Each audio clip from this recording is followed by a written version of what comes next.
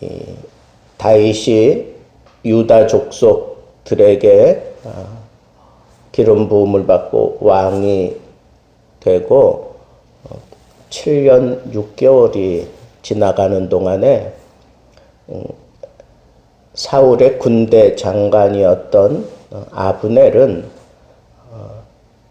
사울의 아들 이스보셋, 사울의 아들 막내 아들이죠. 이스보셋을 데리고 이스라엘 전역을 돌아다니면서 사람들을 규합해서 그 이스보셋을 온 이스라엘의 왕으로 삼았다.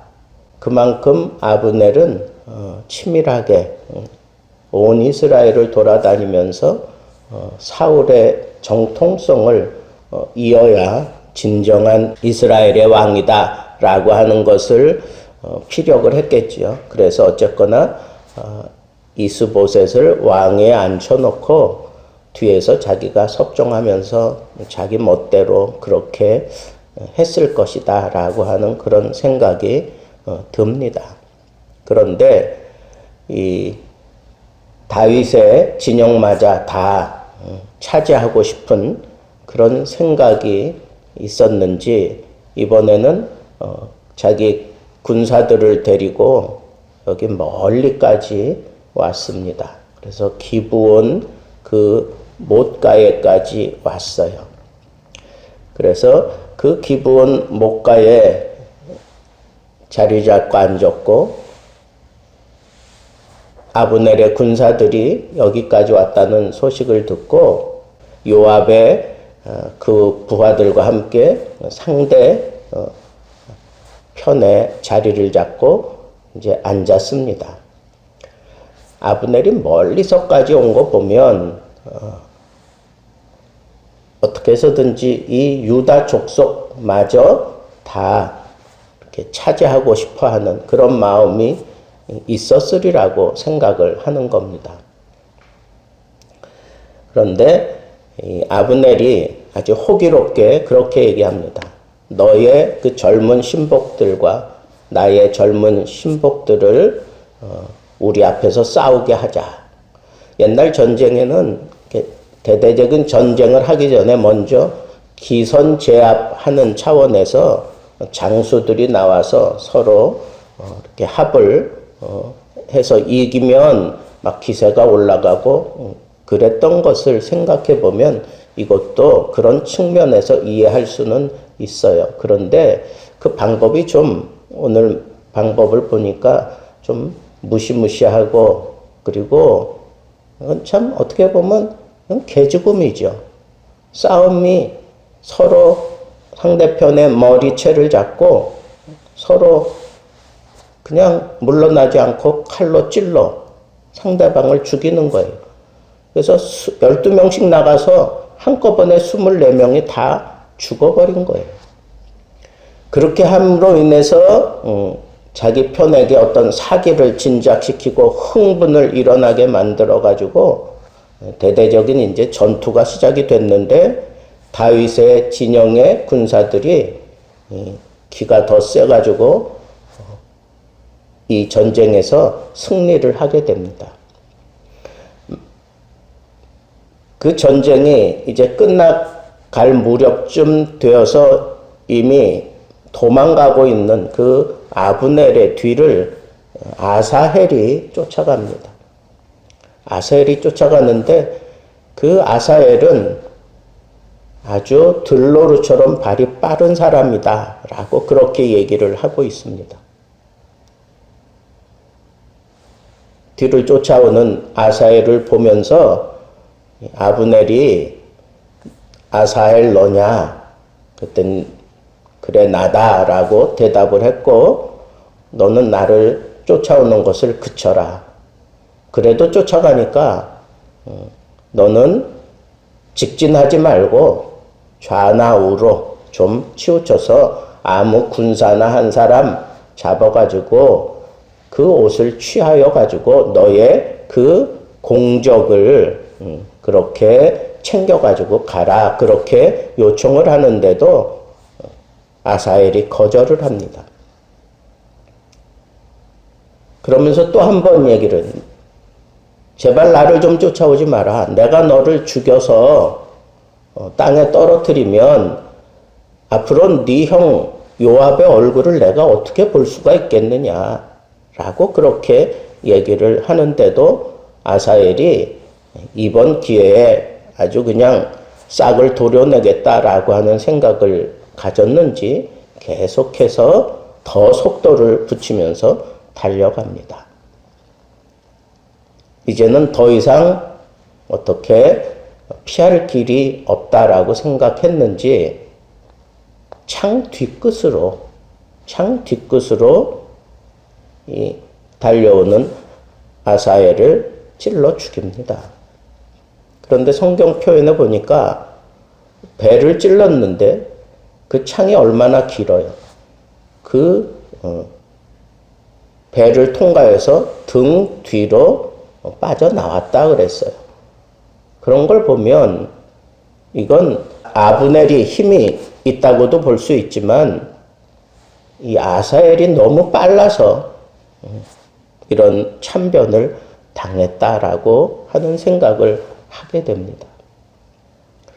오늘 말씀을 통해서 저는 참 무모한 그리고 안타까운 두 종류의 죽음을 보게 됩니다.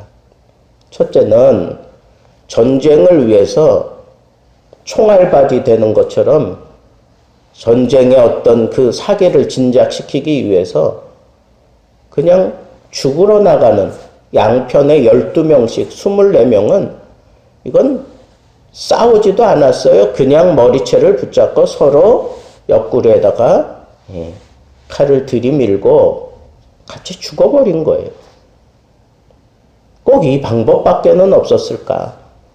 그것도 청년들, 혈기가 왕성하고 앞뒤 가리지 않는 이 청년들에게 이러한 전쟁 놀이, 이건 죽음을 담보로 한 그런 전쟁 놀이를 시켜야 됐을까 하는 생각이 제일 먼저 듭니다. 충성하느라고 목숨을 내걸고 죽기는 하지만 이게 과연 정의로운 죽음이고 이게 옳은 죽음일까? 전쟁을 꼭 이런 식으로 해야 되는 건가? 하는 그런 안타까운 마음이 들고, 두 번째는 이 아사헬의 죽음이에요. 그런데 아사헬의 이 죽음을 우리가 이제 좀 잘 살펴보면 이 아사헬은 너무 가진 게 많아서 그걸 주체하지 못했던 것 같아요. 그가 들노루처럼 빨랐다라고 그렇게 얘기하는데, 사무엘 뒷장에 가보면, 한참 뒷장에 가보면 다윗에게 아주 용맹스러운 그런 군사들이 있습니다. 한 번에 300명씩을 죽이는 그런 군사들도 있고, 뭐 여러 가지 업적들을 쌓은 그 다윗의 군사들 가운데 다윗이 정말 아끼는 30명 가운데 한 사람이 바로 이 아사엘이에요. 30인 가운데 한 사람. 그런데 국가의 굉장한 그러한 일꾼이라고 볼 수 있는데, 이렇게 아브넬 쫓다가 죽어버렸으니 할 일이 많은 그때에 이런 굉장한 그런 손실이 국가적으로도 있었다는 것이지요. 그런데 그의 죽음을 가만 볼 때 이건 용기 있는 죽음이라고 볼 수도 없고, 그리고 전쟁을 하는 궁극적인 목적이 평화를 위해서 하는 건데, 이 아사엘은 승리를 위해서 달려갔던 것 같아요. 한번 달리기 시작하면 그칠 줄 모르는 그러한 빠른 사람이었어요. 빠른 사람들은 정말 조심해야 되는 게 그 브레이크가 안 듣는 거예요. 빠른 사람들이 자기를 컨트롤할 수 있는 능력을 키우지 않으면 이와 같은 참변을 당할 수밖에 없는 그런 안타까운 모습을 오늘 우리에게 보여주고 있습니다. 이건 교만 이런 것이 아닌 것 같아요. 이거는 그냥 자기가 가지고 있는 것, 그것을 잘 컨트롤할 수 있는 그런 능력을 함양했어야 되는데 그러지 못했기 때문에 이런 안타까운 비참한 죽음을 당할 수밖에 없었다고 하는 이 사실이 제 마음속에는 정말 너무너무 안타깝게 와 닿았습니다. 너무 가진 게 많은데. 그리고 그는 직진맨이었어요. 그냥 직진남이에요. 직진만 해. 옆은 쳐다보지도 않는 거예요. 물론 그것이 승기를 잡고 승리를 일구는데 좋은 그런 역할도 하겠지만 때로는 앞으로 달려가는 중에 옆을 볼 수 있는 그런 능력을 키워야 되는 거예요. 우리가 운전을 할 때에도 마찬가지잖아요. 앞만 보고 가는 사람은 방어 운전을 할 수가 없어요. 가끔 룸밀러를 통해서 뒤도 볼 수 있어야 되고 이런 상황에서는 내가 뒤도 살펴야 되지 그러면서 룸밀러도 봐야 되고 또 내 눈에 잘 안 비치는 그런 옆에는 이 사이드 밀러를 통해서 우리가 잠시 살펴봐야 되는데 그러지 않고 그냥 자기 운전 실력만 믿고 앞만 보고 간다고 생각하면 그 사람은 이런 참사를 당할 수 있다고 하는 이 사실을 우리에게 주는 아주 중요한 교훈이라고 저는 생각을 합니다. 너무 빨라서 어떻게 사람이 창 앞으로도 아니고 그냥 뒤쪽에 나무 쪼가리 아니에요? 그 나무 쪼가리 그걸로 찔렀는데 어떻게 그게 배를 뚫고 등으로 빠져나오느냐고요. 그건 다른 것으로는 어떻게 설명할 수가 없어요. 너무 빠른 스피드를 조절할 수가 없었기 때문에 그래요. 우리가 어떤 승기를 잡았을 때 그때 바로 필요한 것은 옆을 좀 볼 수 있는 여유가 필요해요. 자기의 빠른 그 스피드를 조절할 수 있는 능력을 평소에 함양시켰다가 이건 필요 이상의 스피드가 지금 붙었다라고 생각되어질 때에는 그걸 컨트롤할 수 있는 그런 사람들이 롱런하는 거예요. 그런 사람들이 이런 안타까운 그런 죽음을 당하지 않는 겁니다.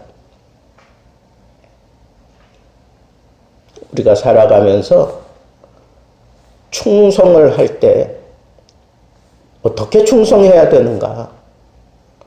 승리를 위한 충성보다는 평화를 위한 충성을 해야 돼요. 하나님의 뜻을 이루어내는 그런 충성을 해야지 나의 업적을 쌓기 위한 충성을 할 필요는 없습니다. 그래서 오늘 말씀의 교훈은 너무너무 단순하지만 우리에게 주는 교훈은 너무 강합니다. 나도 어느 순간에 이렇게 승기를 잡는 그런 순간에 내가 얼마나 스피드가 붙어 있는지를 좀 살펴볼 수 있는 그런 지혜가 필요해요. 다윗의 30인 가운데 한 사람이기도 했지만 그렇게 전쟁에 자신이 있었던 사람이지만 그래도 아브넬의 관록을 그가 뛰어넘을 수가 없었던 거예요. 젊은 패기와 그리고 어떤 업적만 가지고 승기를 잡았다고 생각할 때 상대방을 보면서 저 사람이 가지고 있는 관록을 들여다볼 수 있는 그런 눈이 좀 필요했어요. 그런데 무시하고 그냥 직진하다가 그의 권유를 무조건 다 묵살해버리고 앞만 보고 직진하는 그런 아사엘의 모습이 오늘 성경이 그려내고 있습니다. 그런데 그 아사엘이 그 브레이크를 잡을 수가 없었어요. 그래서 이런 비참한 죽음을 당했습니다. 유다의 충성을 다 바치는 그런 모습으로 달려간 겁니다. 12명 그 청년들도 유다의 충성을 다하기 위해서 그냥 그런 안타까운 죽음을 기꺼이 취한 겁니다. 이 두 가지 죽음은 우리에게 던져주는 바가 참 큽니다. 과연 이렇게 싸워야 하는가? 목적을 상실한 것 같아요. 전쟁의 진정한 목적은 평화를 위해서예요. 승리를 위해서 아닙니다. 잘 생각하셔야 돼요. 승리를 위해서 전쟁하면 전쟁이 거세지고 이 비참한 이런 결과들이 무수하게 나올 수밖에 없습니다.